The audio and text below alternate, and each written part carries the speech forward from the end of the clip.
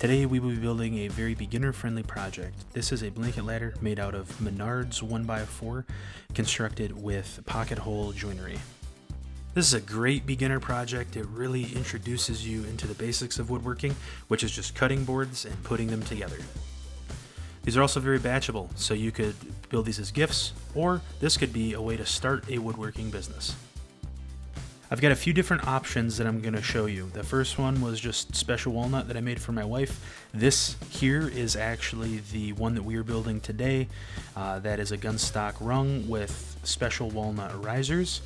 This next one is one that I've done for a customer, American traditional color, and this again is my wife's decorated for Christmas. Enjoy the video. So here is everything that we need to get this project completed. We're going to start off with a drill to drill out our pocket holes. I'm using the Milwaukee M18. And then I'm using an impact driver. You don't have to. You can just use your drill if you're afraid of over tightening. Pine is soft, so it does have the tendency to crack. You're going to need a tape measure. I can't recommend this Fast Cap Pro Carpenter enough. And then the best pencil made of all time, the Dixon Ticonderoga. This project is constructed completely out of pocket holes. So this is the Craig pocket hole jig. I have constructed a few pieces of furniture using pocket holes, and in this use case, it is plenty strong enough. We're also going to need some kind of sander. I am using my Milwaukee cordless sander. I love this thing. It was a Christmas gift for my wife. For the risers on our finish, we're going to be doing a special walnut from Minwax. And then on the rungs, we'll be using this gun stock color from Minwax. I love this Diablo mesh sandpaper, definitely recommend that. And then when we are constructing things with pocket holes, we need to have dedicated pocket hole screws, so make sure you have some of those. You're going to need 5 1x4s cut down to 20.5 inches in length. You can see I already have these completed there, as well as 2 1x4s cut to 6 feet in length. I also recommend having a square. A square makes it really easy for us to mark, and I'll be using my Milwaukee Speed Square here. Now this project is very beginner friendly. You're not going to need a lot of power tools. The 3 power tools that I've showed you are a drill, a driver, and a sander. The other optional tool that you can have is a router, which is to route the front face rungs, but you'll also need a way to cut it. Here I have my Milwaukee circular saw. If that is all you have, I will show you a trick later in the video using a speed square and the circular saw to get a square cut.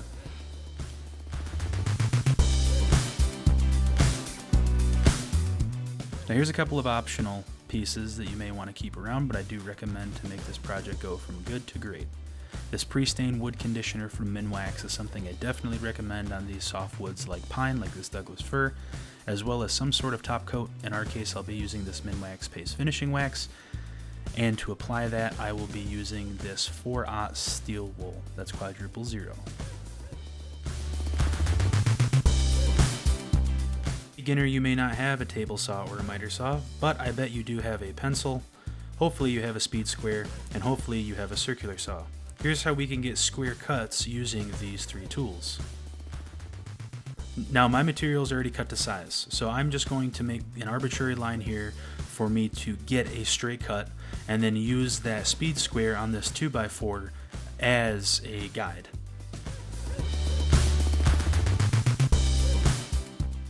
Now I want to make sure I give a decent amount of pressure to both the bottom of the speed square and the side, because if not, the saw will have a tendency to walk if you don't give it enough, so you'll have a very rounded cut as I'm showing there. Let's see how this does.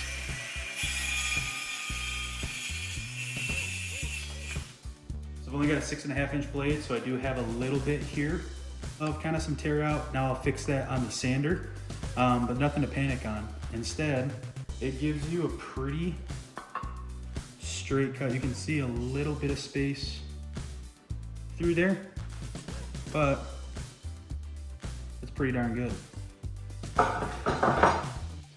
So now we have our material cut down.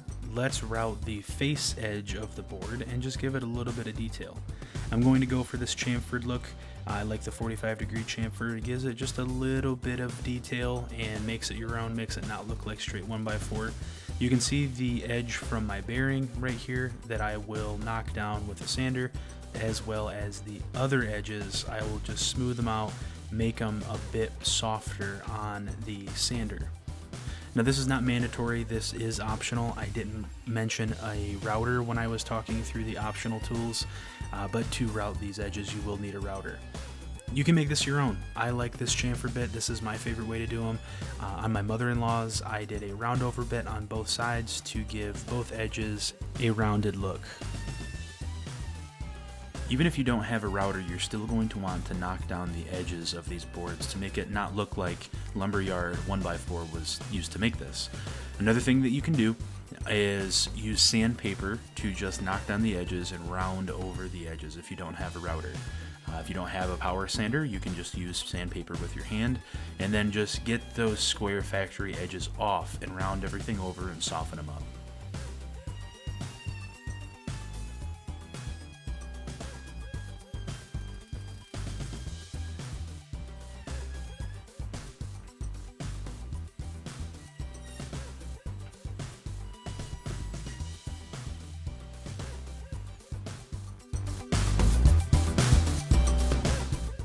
So you should be able to see the routed edges on these. We are moving along this real quick.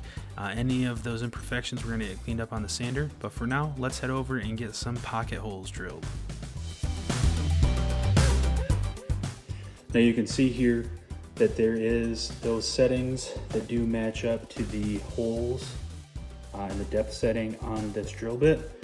So I have this already set to the 3/4. I am then going to take my pocket hole jig. I want these to be on the end, like that. And then I'm going to use my workbench here to clamp down to.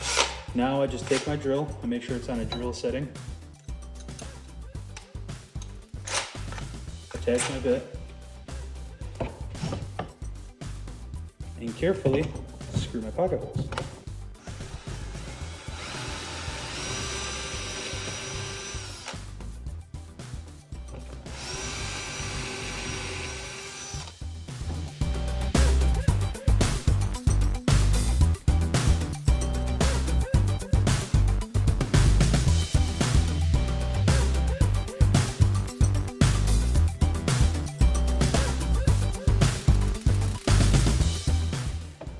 Alright, so the pocket holes are done and we're kind of in the home stretch now. It's just going to be a lot of meticulous and monotonous work, which is everybody's favorite, but it's sanding.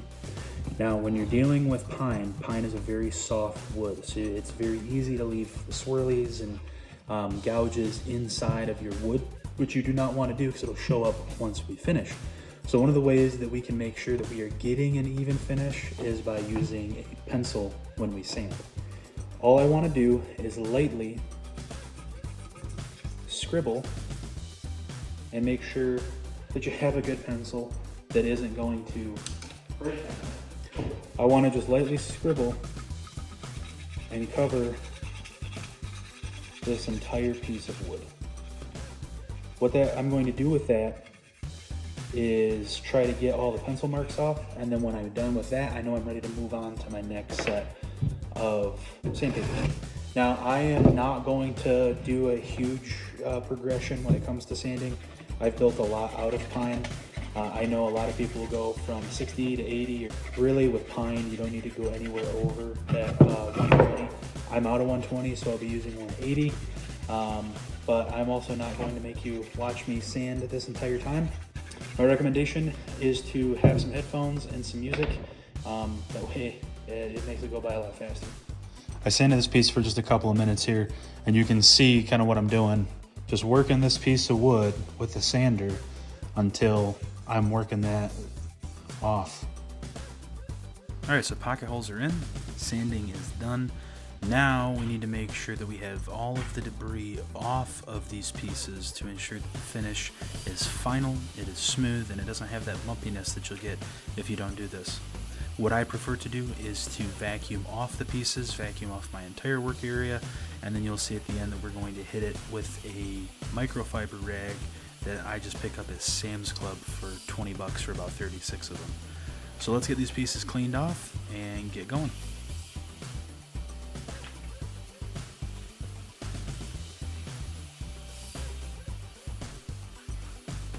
Now don't stop at just vacuuming off the pieces. You're going to want to make sure that everything is off, otherwise you'll have a bumpy finish either on your stain or on your top coat, and we want it smooth. So we're taking a microfiber rag and just wiping off any of the excess debris that the vacuum didn't pick up.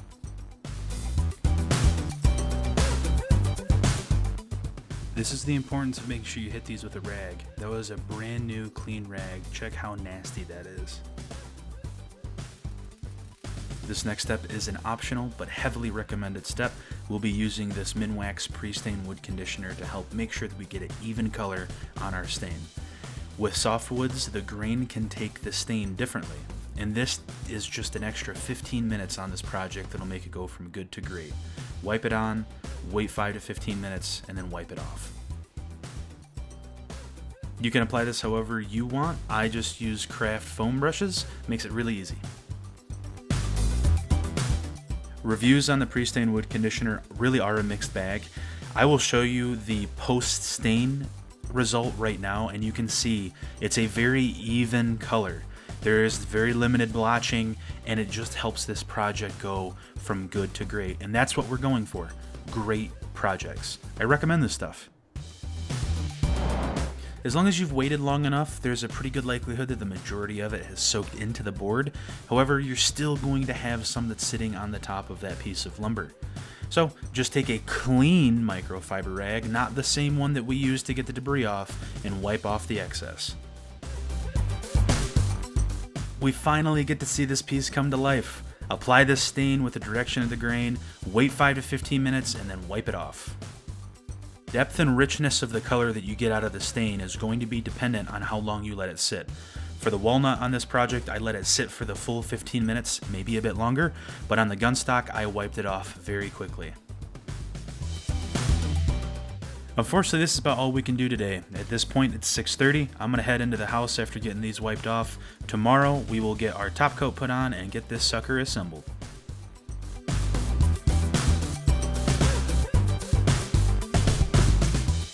Alright, so it is the next day. We have let these dry overnight. You can see these have a really smooth finish on them. The color's looking great. This is turning out exactly how I wanted it to look. Super excited.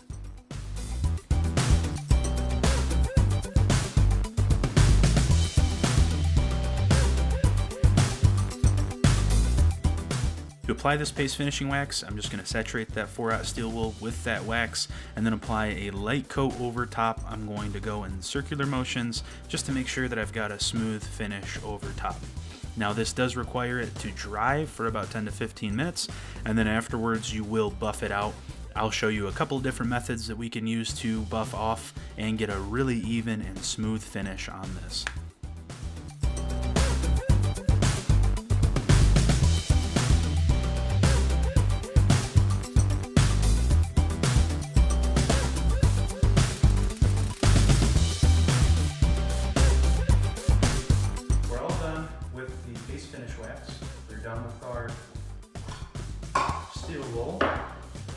Now we just need to let these dry.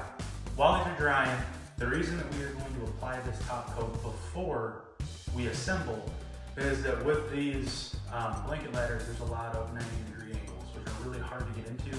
And on my very first one that I made for my wife, you could actually still see some of the paste finish wax in there. So I don't want that look on this now. It's kind of the beautiful part of woodworking is I'll do something or you'll do something. You'll think you're doing a really good job at it. It'll look great to whoever it is that you're building it for, but then you have things that you can improve on going forward. So this is just a little piece of that. Now that doesn't mean that this project is without mistakes. Sat overnight on these sawhorses, I have a little difference in shade on the finish. On top of that, through here, now that this finish is really soaked in and set, unfortunately, I've got some swirlies. Now going forward, I'll have to come up with something better. Maybe we let this sit a little bit further overnight. No project is without its mistakes. What I could do is sand this all the way back down, start over from the beginning, but that is not something that I'm going to do. It's just going to take too long and I'm crunched on time. Now, let's give this a few minutes to set. I'm going to show you a couple of different options you have when you're polishing. If not, you're really going to see some emphasized swirlies from actually putting this on. So we want to make sure these are polished up really well and it gives it that very nice hard finish wax. So it's been about 10-15 minutes. I've got the barn heated up pretty good. That way we're not seeing my breath on camera. But I want to walk through now a couple of different options that you have to buff out the remaining of this wax. Of course, our number one option is just going to be a straight up microfiber rag. And all I'll do is just buff this.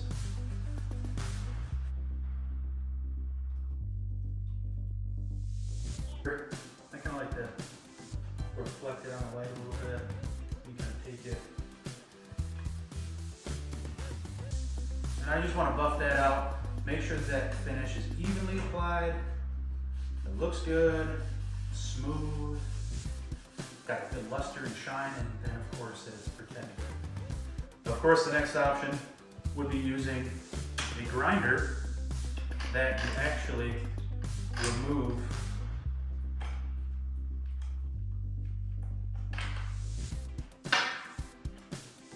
this off, your guard. Take that off. You'll need a backing pad and a buffing wheel to buff these out. Now these can be a lot, right? And they can be way more than what you actually need. So be very careful using these. I'm gonna use this on one project. I'm not going to use that. All I would do is just start this up, right? Swap around my handle and then buff. Now, I will show you what is likely to happen as I buff this, because there's a higher than likely chance that this, because of the high speed, just spins out and shoots. We don't want that. That's not something that I want. So this is something you can use in later projects, on bigger projects. I use this on a coffee table that I built with this. I actually bought this buffing pad for it, but that's not what I'm going to use. Another thing that you can use is a buffing pad attached to a hook and loop style sander. I recommend using a pad saver because this stuff can get caught in the fibers, so I actually have a pad saver on this. I also recommend having this as a dedicated pad for your random orbital sander. This turns out to be a very solid finish, and I'll show you now.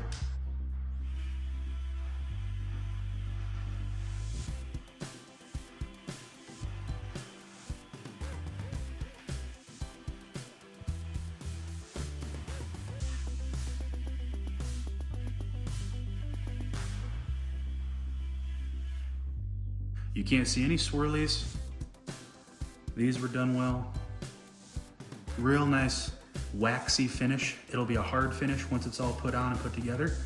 But that's a really good method to use. Now the other one that I've used a bit more often is actually taking this method and this method and jamming them together. What I will show you is I will fold these because I like to reuse them, and just attach that to the hook and loop and allow that to just spin if I don't want to go buy the buffing pad. These are cheap. I recommend just buying these here and using the buffing pad on this with a dedicated backing pad, and this is your dedicated pad here, because this has the tendency to kind of get swirl up on you, and I don't necessarily like doing that. So I'm going to use this method to get these buffed out. I'll see you in a few.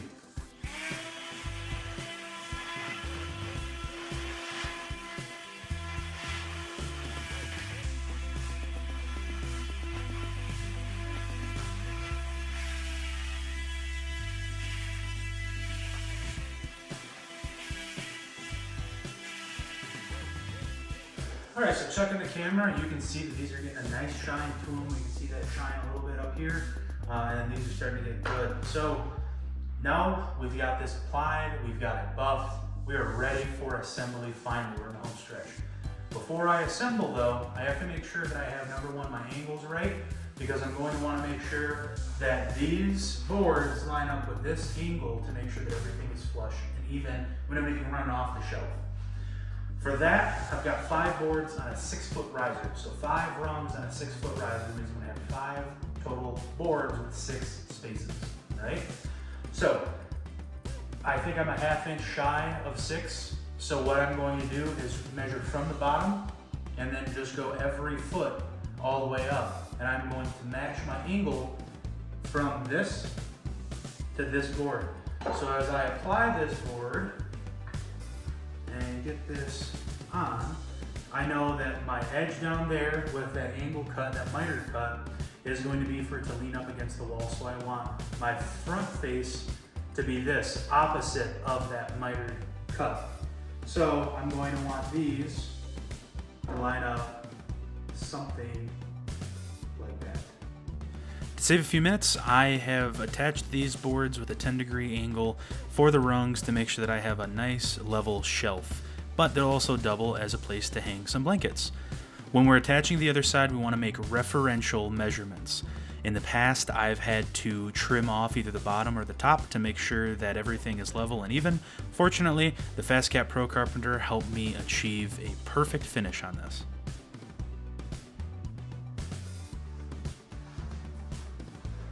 All right, that about cuts it. We got it over there right now. It's looking level, and I really like the colors of it. This may be the best one that I've done so far.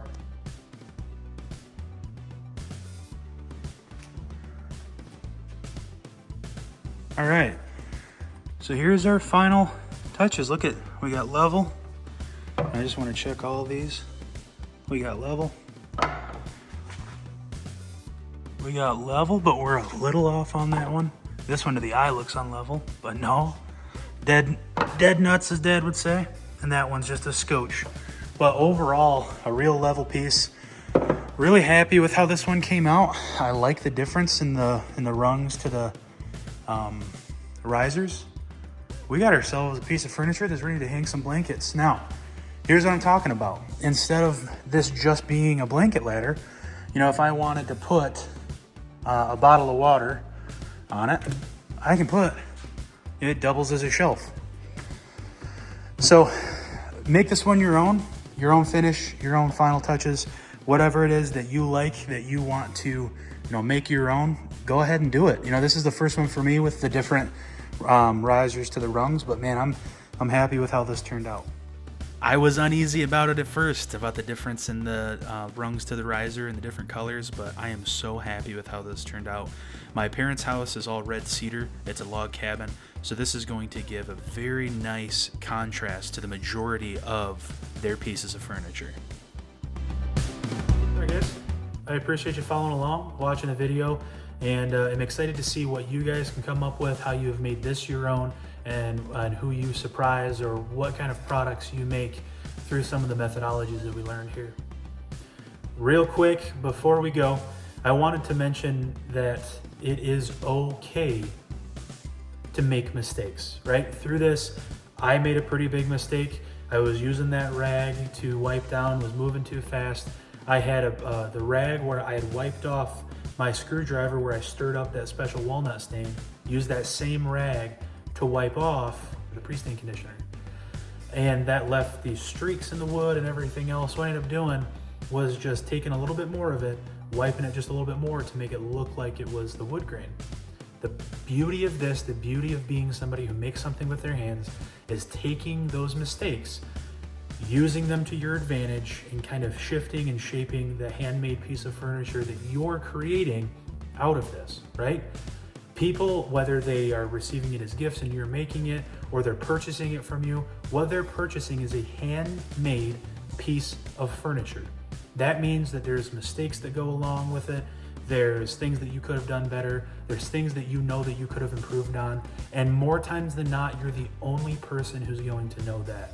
So just keep at it, keep going, keep trying, keep improving, keep learning your skills, keep mastering your skills. By no means am I a master at any of these skills outside of probably just drilling the pocket holes, and even at that darn thing just continues to walk on me a little bit. So again, I appreciate you guys for watching. Check out a couple of the other videos, a couple of review videos should be up by now, as well as the barn build out video. God bless you guys. Thanks for sticking around. I do appreciate you.